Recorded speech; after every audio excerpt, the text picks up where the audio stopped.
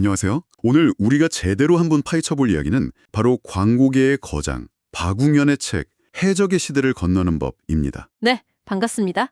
근데 좀 의아하지 않으세요? 평생 광고만 만들어 온 분이 갑자기 왜 조직 문화를, 그것도 해적이라는 아주 도발적인 키워드로 이야기하는 걸까요? 맞아요. 그 지점이 사실 이 책의 가장 흥미로운 시작점이죠. 그가 말하는 해군의 시대가 가고 해적의 시대가 왔다는 건 대체 무슨 뜻인지, 그리고 그게 지금 여러분이 일하는 방식과 어떤 관련이 있는지 한번 깊이 들여다보겠습니다. 이건 단순히 요즘 회사는 이래야 한다, 이런 경영서적의 조언과는 결이 좀 다릅니다. 아, 그런가요? 네, 기술의 변화, 세대의 변화가 우리가 발딛고 사는 이 사회의 판 자체를 어떻게 바꾸고 있는가에 대한 거대한 통찰에 가깝죠. 사회 전체에 대한 이야기군요. 그래서 오늘 우리가 함께 풀어야 할 가장 큰 질문은 이거예요.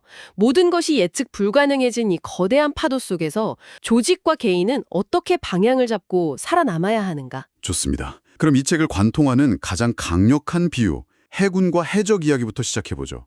저자가 본인이 평생 해온 광고 제작 방식을 해군에 비유하는데 와, 듣기만 해도 과정이 정말 어마어마하더라고요. 그렇죠. 완벽한 시스템과 절차의 세계입니다. 네, 일단 광고주에게 오리엔테이션을 받고 그걸 바탕으로 기획팀이랑 제작팀이 수십 번 회의를 거듭하죠. 수십 번이요. 네, 아이디어가 정해지면 촬영 전 준비 단계인 프리프로덕션, 실제 촬영인 프로덕션, 그리고 편집이랑 후반 작업인 포스트 프로덕션까지. 한 편의 광고가 세상에 나오기까지 거의 2달이 걸리는 아주 체계적이고 예측 가능한 과정인 거죠. 마치 함대를 이끌고 작전을 수행하는 해군처럼요. 그야말로 모든 것이 계획대로 움직이는 세계네요. 그런데 이렇게 평생을 해군 제독처럼 일해온 저자에게 엄청난 충격을 준 사건이 있었다고요? 네, 한 7, 8년 전쯤 한 치킨 광고를 만들고 있을 때였대요. 아, 치킨 광고. 2달간의 대장정 끝에 막 광고를 완성했는데 갑자기 경쟁사 치킨 브랜드의 유튜브 영상 하나가 온라인에 완전히 뒤집어 놓은 겁니다. 네. 근데 그 영상의 만듦새가 기가 막혀요. 감독의 스텝 딱 2명 데리고 바닷가에 가서 스마트폰 같은 걸로 찍고 대충 녹음해서 올린. 그냥 툭 찍어서 올린. 네, 그야말로 조악하게 짝이 없는 영상이었습니다. 잠깐만요. 그 조악하다는 게 어느 정도 수준이었나요? 요즘 말로 B급 감성처럼 의도된 날것의 느낌이었을까요? 아니면 정말 아무런 기획 없이 만든 것처럼 보였나요? 바로 그 지점이 핵심입니다. 어떤 세련된 연출이나 계산된 B급 감성과는 거리가 멀었어요. 아, 진짜로. 네, 영상 내용은 정말 아무것도 없어요. 한 사람이 바다를 보면서 어디서 반말이야? 소리치면 다른 사람이 아니 치킨은 한 마리지? 이게 전부래요.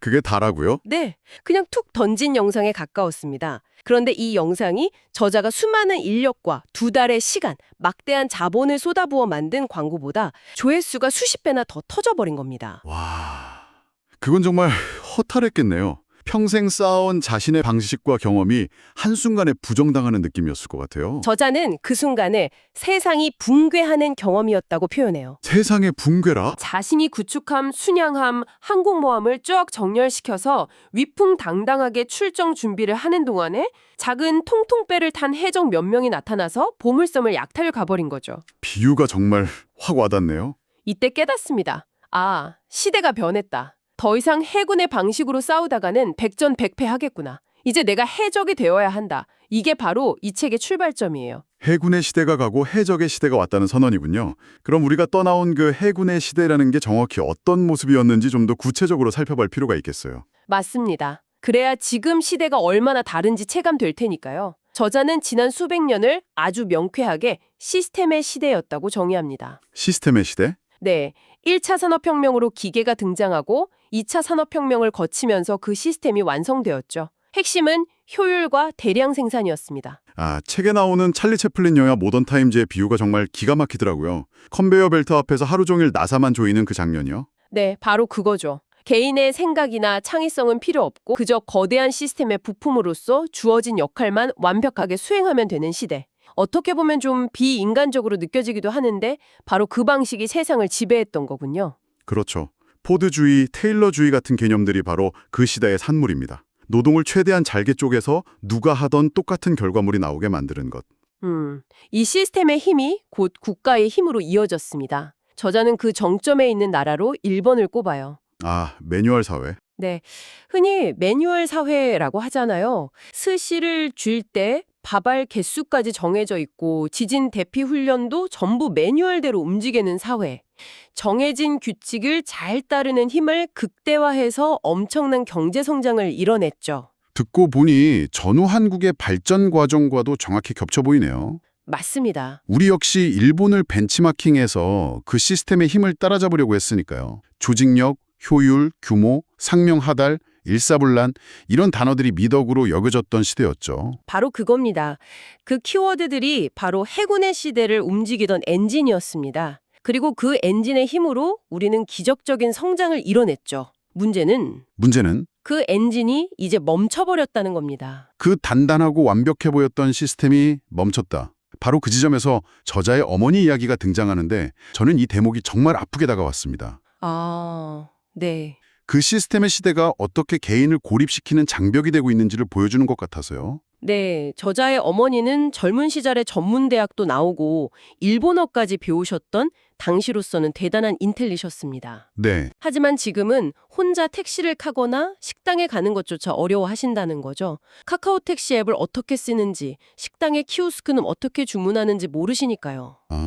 과거의 지식과 경험이 더 이상 통하지 않는 세상이 된 거네요. 바로 여기서 저자가 말하는 역할의 역전이 일어나는 겁니다. 역할의 역전이요. 과거 농경 사회에서는 한 곳에 정착해 살았기 때문에 경험이 많은 연장자가 곧 지의 원천이었죠. 그랬죠. 하지만 지금은 계속해서 새로운 풀과 물을 찾아 떠나야 하는 뭐랄까 디지털 유목민의 시대라는 거잖아요.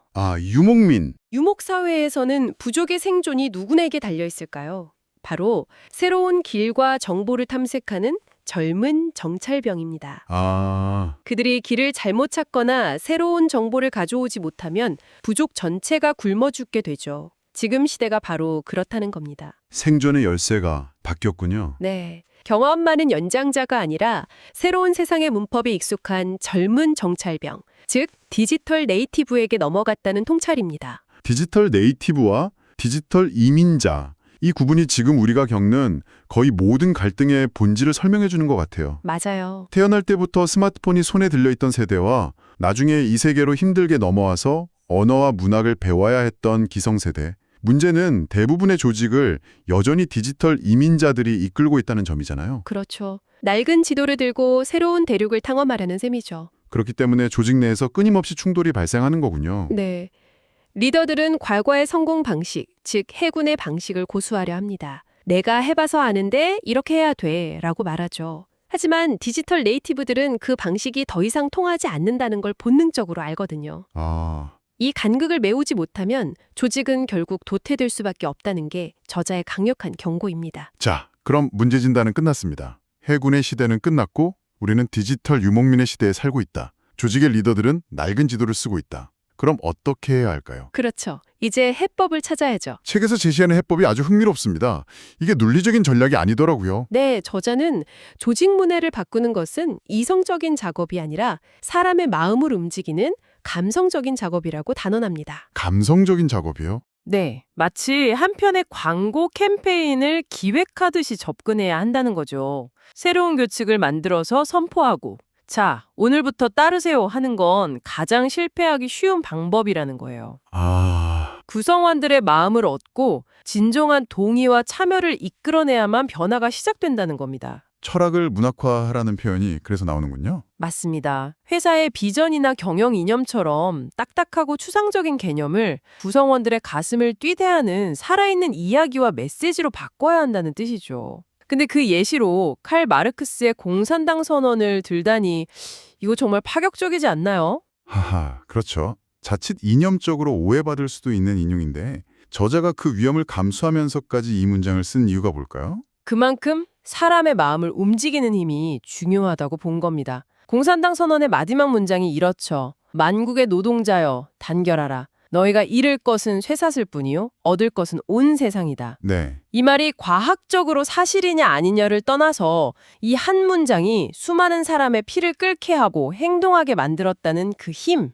그 힘에 주목한 거군요. 네, 조직의 변화도 이런 강력한 문학적인 메시지에서 시작되어야 한다는 거죠. 뜬구름 잡는 이야기가 아니라 실제로 저자가 직접 성공시킨 사례가 두 가지나 나오죠. 첫 번째가 바로 본인의 회사인 TBWA 이야기입니다. 네, 2016년에 회사가 극심한 침체에 빠졌을 때였습니다. 모든 팀장이 모여서 워크숍을 갔는데 첫날 밤에 아주 기이한 행사를 열어요. 기이한 행사요. 바로 과거 TBWA의 장례식을 치른 거죠. 장례식이요? 네, 다 같이 모여서 과거의 영광, 과거의 성공 방식은 이제 죽었다고 선언하면서 실패를 공식적으로 인정하는 의식이었습니다. 장례식을 치르고 샴페인을 터뜨리는 건 정말 극적인데요. 하지만 솔직히 이런 생각이 들기도 해요. 그런 일회성 이벤트가 정말 조직의 DNA를 바꿀 수 있을까? 아주 좋은 질문입니다. 물론 그 이벤트 하나로 모든 게 바뀌진 않았겠죠. 그렇죠. 하지만 그 장례식과 다음날 아침에 새로운 TBWA 탄생을 축하하는 샴페인 파티는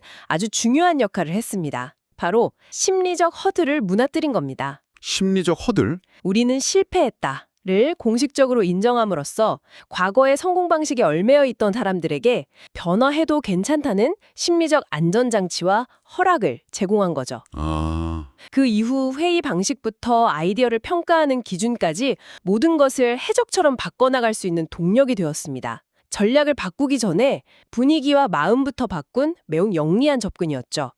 변화를 위한 판을 깔아준 거군요. 논리적으로 설득하는 대신 상징적인 경험을 공유하게 만든 거네요. LG전자와의 프로젝트는 규모가 훨씬 더 커서 더 어려웠을 것 같은데요. 맞습니다. 30년 된 대기업의 행동 강령을 바꾸는 작업이라니 그야말로 항공모의 항로를 바꾸는 일이었을 텐데요. 네. 그래서 저자는 해군의 방식을 쓰지 않았습니다. 경영진과 회의에서 새로운 강령을 만들어 하다라는 방식 대신에요? 3주에 걸쳐 무려 2,300명의 직원을 대상으로 인터뷰와 설문을 진행합니다. 2,300명이요? 와, 네. 그들의 생각, 불만, 아이디어를 전부 끄집어낸 거죠. 일방적인 지시가 아니라 그들의 목소리를 듣는 것부터 시작한 겁니다. 거기서 회사의 첫 번째 고객은 구성원이다라는 통찰이 나오는군요. 바로 그거죠. 고객을 설득하기 전에 먼저 내부 구성원부터 설득하고 그들의 마음을 사로잡아야 한다는 생각. 정말 광고인다운 발상인데요. 정확합니다. 2,300명의 목소리를 분석해서 얻은 핵심 가치를 바탕으로 아주 간결하고 재치 있는 메시지들을 만들어냈습니다. 예를 들면 어떤 것들이 있었죠? 이런 것들이요. 즐거움의 스위치를 켜야 잘한다는 걸 잘한다. 하하, 재밌네요. 그리고 답은 고객의 지갑이 아니라 마음에 있다. 이런 식으로요. 딱딱한 행동 강령이 아니라 마치 광고 카피처럼 귀에 쏙쏙 들어오고 공감 가는 문장들이었죠. 직원들은 이게 위에서 내려온 말이 아니라 바로 우리들의 이야기라고 느꼈기 때문에 진정한 동의와 변화가 가능했던 겁니다. 결국 오늘 살펴본 이야기의 핵심은 명확하네요. 모든 것이 예측 가능하고 통제되던 경직된 해군의 시스템에서 벗어나야 한다. 네. 그리고 인간의 마음을 중심에 두고 민첩하고 감성적으로 움직이는 해적의 방식으로 전환해야 한다는 것. 다윈이 말했듯 가장 강한 종이 아니라 변화에 가장 잘 적응하는 종이 살아남는다는 원리가 지금 우리 사회와 조직에 그대로 적용되는 것 같습니다. 맞습니다. 이 새로운 해적의 시대에 과거의 성공에 그려진 낡은 해군의 항해 지도를 고집하는 건 실패로 가는 가장 확실한 길이죠. 그래서 이제 모든 조직과 개인에게 주어진 과제는 무엇을 새로 배울 것인가가 아니라 어쩌면 무엇을 버리고 잊을 것인가일지도 모릅니다.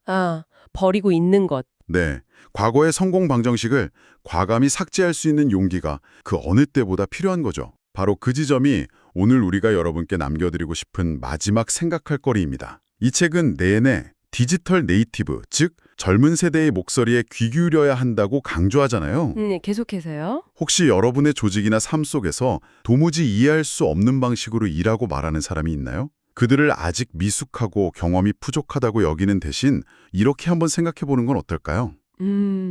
어쩌면 저 사람은 우리가 아직 가보지 못한 미래를 먼저 보고 온 정찰병일지도 모른다고요. 그 정찰병이 가져온 낯선 지도에는 과연 무엇이 그려져 있을까요?